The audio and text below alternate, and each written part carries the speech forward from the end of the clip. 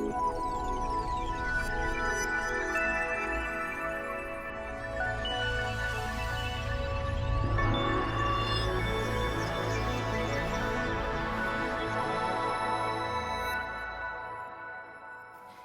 very pleased to be here and to share some of my ideas about today's times. I came to this questioning of what's happening with the idea of choice when at the end of communism we had a feeling that sort of rights and choices were finally secured to us and that suddenly a possibility of social change might happen. But today there is less and less of a feeling that choice is actually related to social change. And that was sort of my starting point of the project. There has been a lot of current debates in the domain of psychology, behavioral economics, and so on, why we feel so overwhelmed in front of choices. And every one of you probably has had the same experience of going into a supermarket and just being, horrified by the choices, or going to a Chinese restaurant, which is a nightmare, just looking at the menu. And that's why, there is a huge success of some restaurants just down the road which offer only one dish. There's one in Marylebone, which supposedly has always long queues in front of it. So psychologists, of course, have seen that overwhelming choice makes people anxious. It also creates the feeling of anxiety in regard to what do I really want. But it also sort of, in some way, pacifies people. People are quite often frozen in some kind of a state of undecisiveness when there are too many choices. So I wanted to go with this research a little bit further and ask what is happening on the level of society when we have an ideology which dominates the idea of choice at every level of our lives. So, for example, for my parents, a question to have children or not was not a question. You just had them. If you couldn't have them, then you didn't have it. And for me, I needed 10 years to decide to have a child. Always books to write, apartments, and visiting professorship. And, there was never sort of an ideal time. I had the child after, but I can say that a lot of women are in a similar position like this. So I looked in the book also this idea of what it means when women are faced with very particular choices in regard to reproduction. But my main idea was, why is life as such perceived as a matter of individual choice? Why do we need to look at our lives as some kind of an art object, an enterprise? Why we are under constant pressure to work on our lives, on our careers, to reinvent ourselves, and so on. So quite a lot of psychoanalysts were pointing out that they are observing a change in people when people come to analysis nowadays. And quite a lot of people come with the demand, I need to reinvent myself. I need to start anew.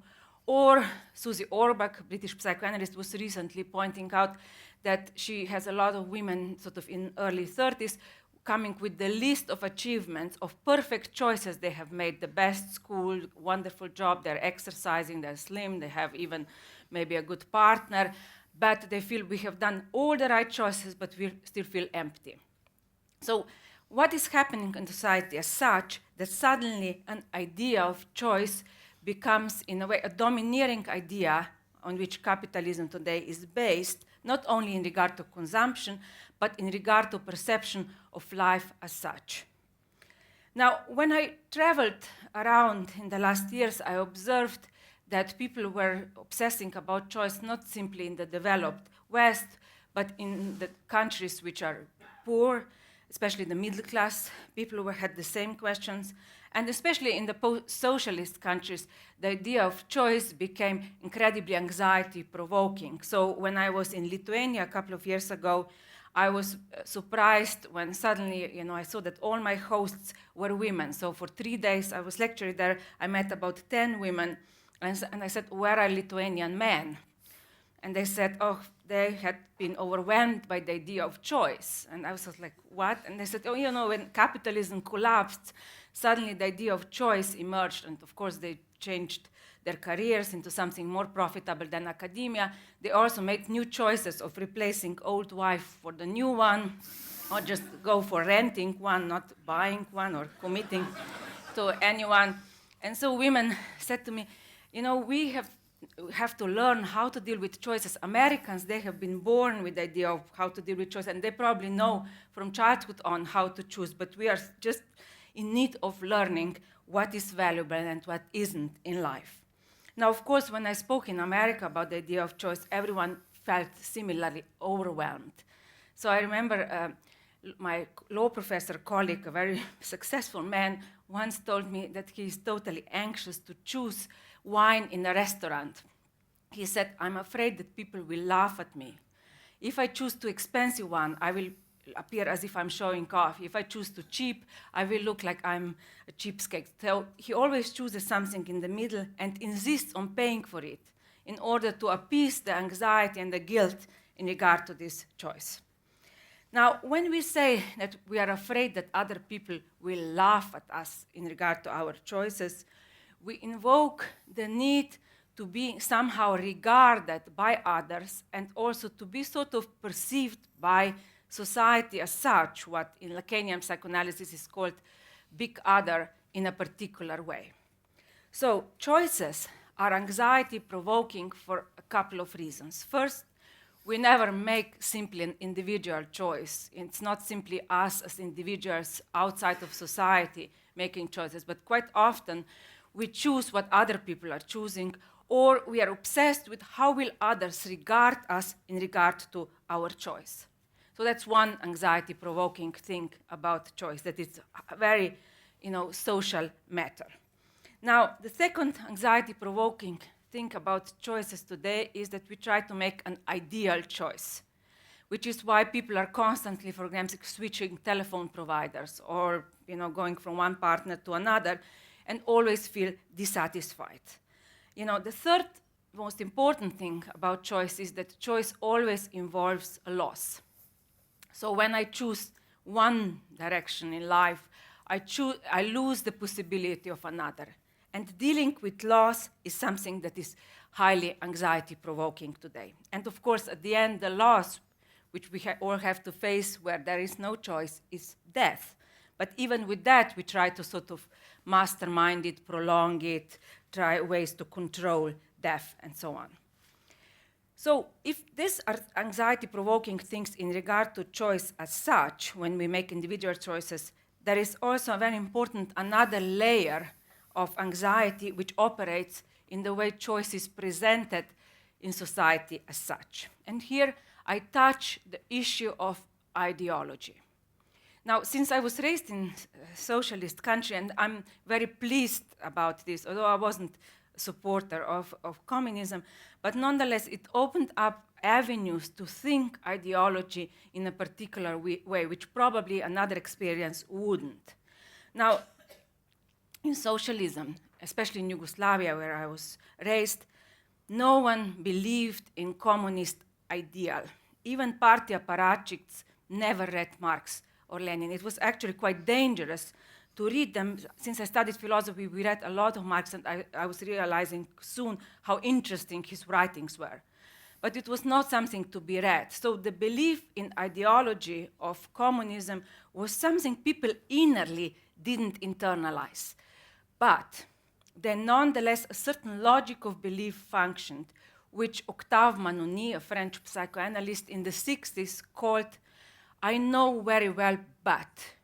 He linked it to the idea that people quite often do not believe in something, but they pretend as if they are believing in order not to offend the idea that other people might believe in it. Or in socialism, let's say no one believed in communism, but no one sort of uttered it, with the exception of some intellectual dissidents, openly, because they believed in the belief of others, or an idealized big other which supposedly holds society together. Now, today, this belief in belief still very much functions. Let us look at today's perception of sexuality. Not long ago, a British journalist wrote an essay in which he described honestly that his sex life is pretty boring. He said, when I compare my sex life with what's written in Cosmopolitan magazine or other men magazine, how it should be, what are the enjoyments out there possible, I am embarrassed to admit to anyone that I have never come close to those enjoyments depicted, and which is why I keep this secret to myself. So if in the past one would keep to oneself some kind of a transgression, nowadays one would keep to oneself a certain kind of a border or normality or sort of non-eventfulness of one's sexual life. But nonetheless, when one does not sort of utter it publicly, we sort of create a belief in the belief that sexuality can be something full of enjoyment, full of fantastic experiences. Now, similarly, today we have an ideology, especially this ideology of choice, which forces us to perceive ourselves being guilty for the failures in our life, especially our professional life. Nowadays, if you lose a job, you will first blame yourself, not the corporation which fired you. We also feel ashamed for being poor. If even decades ago there was some kind of identification with being working class, now it's more the feeling of inadequacy, of not making it. Now, ideology of capitalism from the beginning capitalized on the idea that everyone can make it. And the idea of self-made man was the cornerstone of this ideology. But today, this idea of self-making has been pushed to its utter limits. So the idea that everyone can become a celebrity, everyone can make it very much dominates today's society. Now, especially the celebrity thing is very interesting because in the past, people would sort of want to be famous for something, for doing something, for having some education or some special skills. Now it's to be famous for just being, you don't need to be anything else but, a contestant in Big Brother or whatever. So psychoanalysis, of course, has been observing these changes in the society and also in the individual. And what interests me is to bring them together. Now, Freud pointed out that malaise in civilization and the malaise of individual always go together. So one influences the other. So the research which I think needs to be done is to sort of bring these two fields together, which often do not come together, of observing what kind of new symptoms people are observing on the couch and what kind of changes are happening in society. Now, I mentioned in the book a number of times a post-Freudian psychoanalyst Jacques Lacan, who used to be quite famous in the 70s and 80s, and he was sort of making a hint in one of his last lectures that capitalism is actually creating some kind of a subjectivity which starts in a way ruining him or herself. His idea was that capitalism is a system which functions quicker and quicker.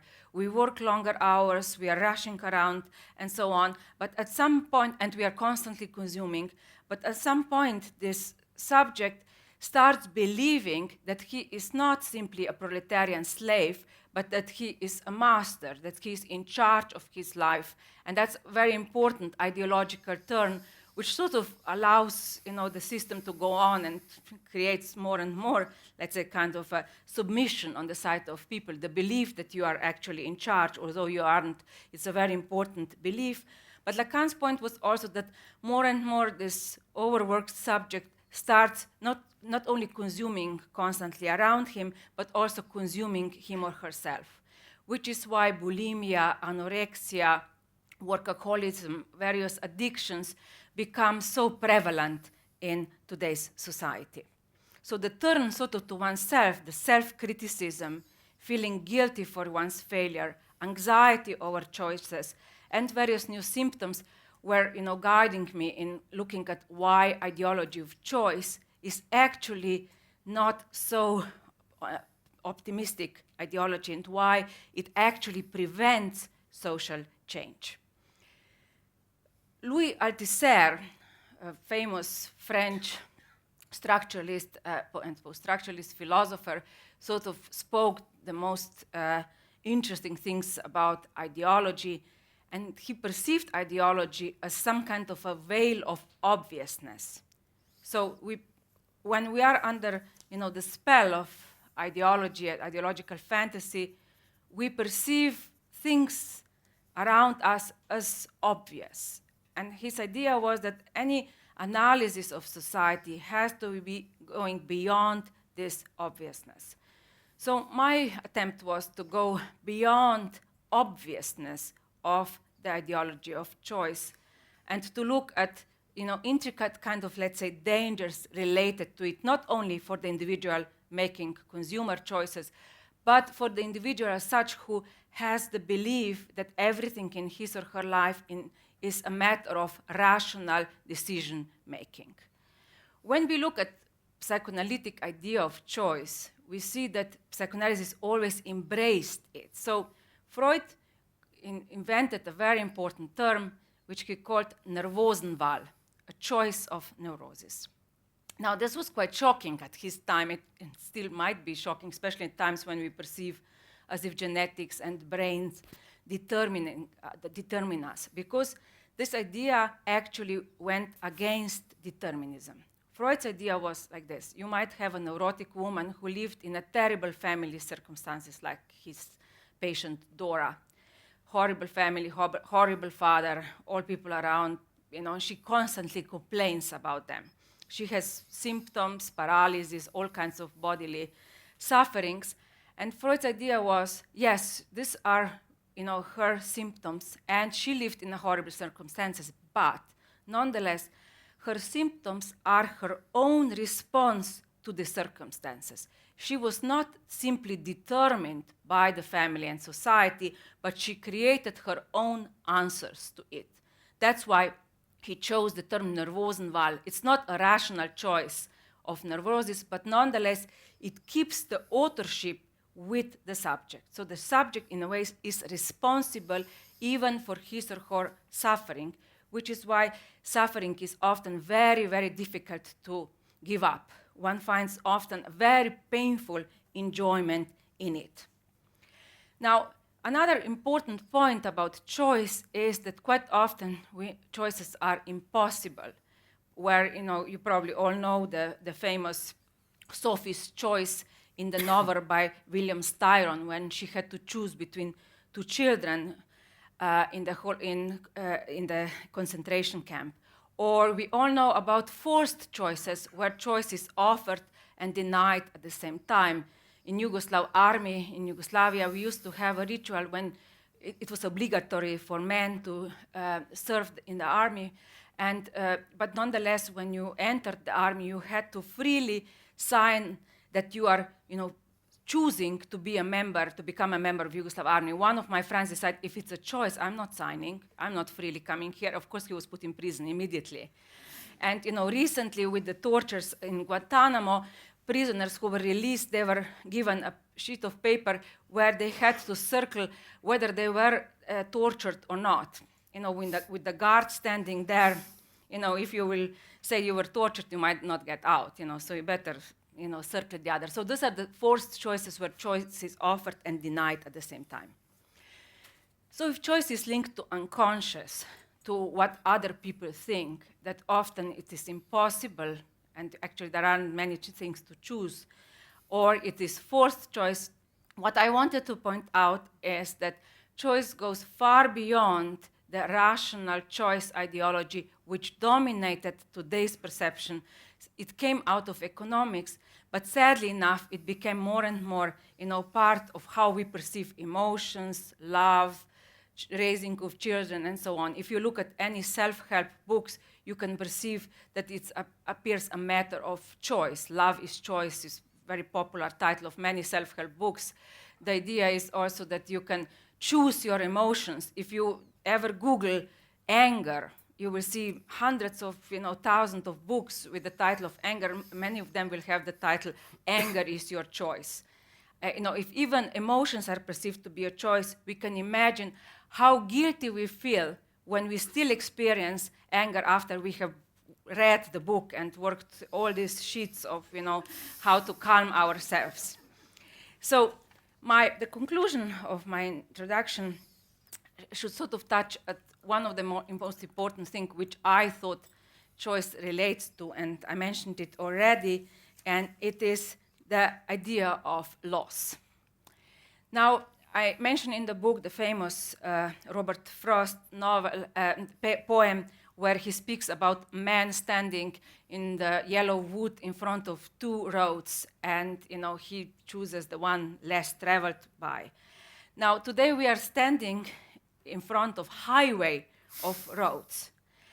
As a result, quite often today's individual is petrified by these possibilities. When everything appears as a matter of choice, quite often people become highly undecisive, which is why on the domain of love we have commitment phobia as a new symptom, why we have such undecisiveness in regard to our career, having children or not. When everything appears to be a matter of individual choice, we feel utterly responsible for the directions we are taking, although in reality, mostly, these directions will not be necessarily linked to our rational choices about them. So we are so afraid of choice because it invokes loss. Now, the problem, however, for me, political problem in this book was why are we so afraid also of social changes, or why there is such a lack of social changes happening today. Some sociologists who have looked at this matter realize that sometimes this fear is related again with loss. Now, we might have a little, we might have a small job, a little pension or whatever, and when you have a little, you might be so much more afraid to lose even that little which you have, which is why you do not stick your neck out and you don't sort of provoke social change or try to organize yourself that would provoke social change. So today, the problem is actually, for me, that today's ideology of choice, late capitalism idea that everyone is a maker of his or her life, which goes very much against the reality of social situation, actually pacifies people and makes us constantly turning criticism to ourselves instead of organizing ourselves and making a critique of society we live in. Now, when I was last in New York and I took some money out of the machine, and on the machine it was written, the bank was called Chase, your choice, your chase. I felt that at the end of my project, choice still remains a chase. Maybe with this book I tried to a little bit open the veil on top of it. Thank you.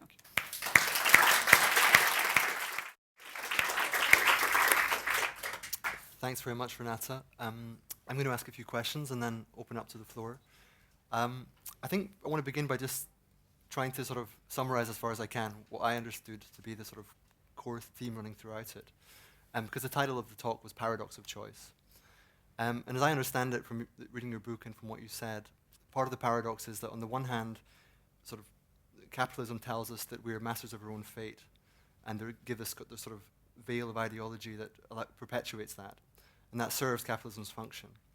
But on the other hand, the way out of that is to release ourselves from the burden of choice by buying into certain things. We buy life coaches. We go for astrology readings. We do lots of things to try and get, alleviate ourselves of this burden of having to decide. So there's a kind of tension there, because on the one hand, but there's a tension that keeps the system rolling in the same direction. And at the same time, towards the end of the book, you spoke about how one way out of this was that rather than having all the burden on the individual, we need to have more social responsibility, invest in various forms of institutions, families, other forms of commitment devices to make it easier to make decisions. Is that roughly on the right tracks? Sure. Yeah, okay. So with that in mind, what I wanted to ask was, if audience would maybe being a little personal for a second, because I think choice is a very personal issue. When I was making decisions for myself a few years ago, I didn't find it particularly anxiety-creating. It generally wasn't that difficult to decide small things on a day-to-day basis. But when I became married, suddenly it got a bit harder because I had to think constantly, what does my wife want out of this? You know, when I'm in the supermarket, is this the right thing to buy? Is this what she meant, etc. And recently when we had a baby, it gets even more complicated because not only am I thinking, what does he need, but also what does my wife think he needs? And I imagine if you scale that up to society as a whole, and it's my daily life, if you scale up society as a whole, the more we're interconnected, the more complicated it becomes. So on the one hand, you seem to be saying, to relieve ourselves of the burden of individual responsibility, get connected. But on the other hand, it seems to me that the connection is precisely the problem. So can you tell us how to resolve that, please? Okay, thank you. My previous book before Choice was on anxiety.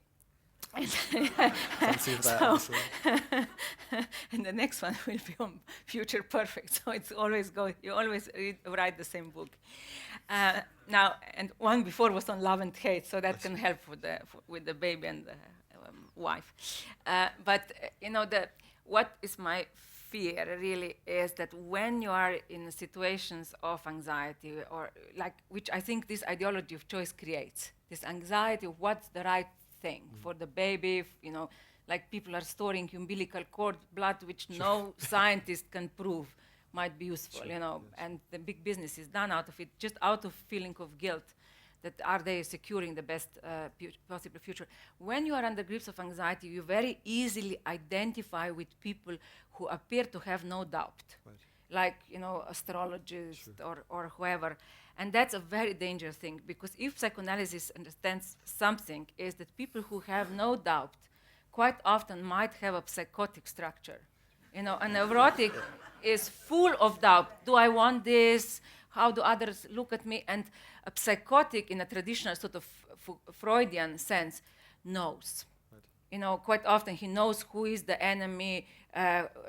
Paranoia might be linked to it. And for people who have a lot of doubt, it's very easy to identify with someone who doesn't have doubt, which is why quite often political leaders or, fundamentalists, let's say preachers or whatever, might have a structure of psychosis, and they appease this anxiety. And when you have ideology of choice, and then at the same time, still a desperate need that someone will tell you what to do, you have a dangerous, actually, situation where, a lot of power might be in the hands of, people I might be quite scared of. Sure. And psychotics are more dangerous than neurotics, basically. maybe, no, not necessarily, but they have vision, they have idea, to change things, Sure. Sometimes they kill a couple of people, but not many, not more than neurotics. Brings me to the next question, which is about hierarchy in a way. I think my impression is that part of the problem of choice is a kind of flattening of hierarchy. It's not that we have no social structure anymore, but it's rather that our attitude to authority and tradition has become somewhat ironic. We're sort of aware that the structures we're embedded in are a bit contingent and they're not set in stone, and we have various forms of life we can choose, and if we don't like our boss, we go to another job and get a new boss, and so on like that. What do we do about that, given that it seems that our investment in formal religion, for example, is, at least in this country, on the way out to some extent, and other forms of institutions are not obviously taking its place, other than perhaps the RSA. But if we can't invest in some form of authority or tradition that we fully identify with, how can we, pass on our responsibility to make a decision without going to the hands of the psychotics and the charlatans and everyone else? Oof, I don't think there is a clear answer to this. I'm always questioning this attempts to create kind of identifications in a right way. Now, for example, there are these attempts that young people would not identify with fundamentalism, and the local governments are throwing money into arts so that they would play music instead of sort of going to a mosque and pray. And these are, of course, attempts in society to create some kind of new forms of social cohesion. But I know from socialism that quite often they backfire because people might use them to a point or pretend that they are, and the identification will still be created somewhere else. And so for me, this is what's horror about too much of choice, or too much of belief that everything is a matter of choice, is that it creates a total blindness in regard to the fact that so many things are not a matter of choice for a majority of people. I can't believe that in America so many people are against a kind of a more, kind of social health reform. The idea of choice was very much part of it. Sure. But there is a tiny minority of people who have enough money who can make these choices, and the majority of people can't make any choices Sure. at all, especially those who don't have any health insurance. Sure. But they would nonetheless buy into ideology, Right. which acts against their well-being. Sure. And similarly with the idea of everyone can make it, if you look at statistics, how few of the people can become a footballer, a top expensive footballer, but the belief that everyone can make it is so strong. Sure. But quite often we are much more, unfortunately, determined by our class, by especially poverty around us, by our upbringing, than sort of we would want to believe. Okay. And another slight personal perspective, I played chess professionally for a number of years. So decision making was my sort of daily profession. And one of my first tutors told me that, if you can't decide what to play, don't focus on making the right decision, focus on making your decision the right one. And I wondered what the extent to which that transfers to your daily consumer choices. If you're in the supermarket and you don't know which of the 20 brands of coffee to buy, is there a way in which we can, again, I'm looking for solutions here and I accept that maybe there aren't any, but is there a way in which we can reconcile ourselves to the fact that this agony of choice will always be with us? And if so, one way around that might be just to accept at every moment that our decision can never really be the right one, because there is no source of authority that can tell us what right is. Yeah, I agree with everything you said, and especially in regard to love relationships. That's crucial, So I mentioned in the book that Freud was once asked by his very close friend, should he marry a particular woman or not? And Freud said, when it comes to small things in life, you should think long and hard. When it comes to big ones, to marry or not, to have children or not, you just do it. In some way, I think with this cynical answer, he said that it will always be an unconscious choice behind all the rational thinking, is this right or not? But, in regard to emotions, people are absolutely petrified now because they are looking with the list of, characteristics that the partner should have and the way relationship should look like, or, child and so on. And it means it doesn't allow anymore, this ideology of choice for the unexpected. Falling in love is unexpected.